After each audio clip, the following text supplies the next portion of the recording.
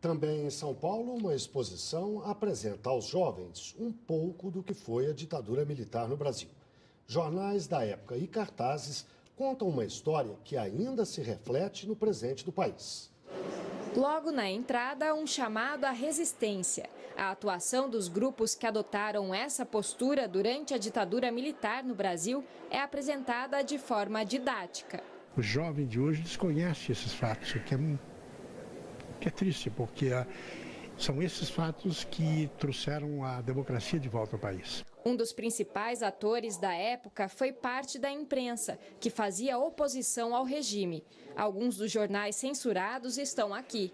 José Luiz Del Roio diz que só em São Paulo, 370 profissionais foram presos na época. A grande imprensa gostava de publicar terrorista morto em tiroteio. Não, ele tinha sido morto na tortura.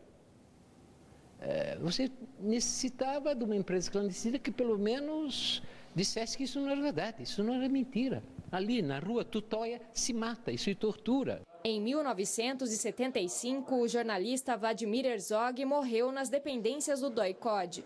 Na época, a causa divulgada da morte foi suicídio, algo que causou revolta nos opositores do regime. Em março deste ano, o Estado brasileiro reconheceu a tortura como verdadeira causa da morte. Quem matou Herzog foi a pergunta carimbada em cédulas de um cruzeiro pelo artista Cildo Meirelles, que neste ano fez uma releitura do trabalho, carimbando em notas de R$ 2 a mensagem "O que aconteceu com Amarildo?".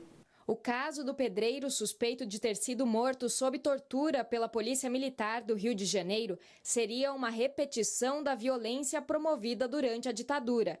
Filho de Vladimir Herzog, Ivo diz que as histórias das vítimas do regime devem servir de exemplo. Acho que essa exposição vai trazer muita informação para os jovens, para eles ajudarem a entender, como é que a gente chegou onde a gente está, por que o país é do jeito que é, e dessa maneira ajudá-los a pensar um futuro de uma maneira mais consciente.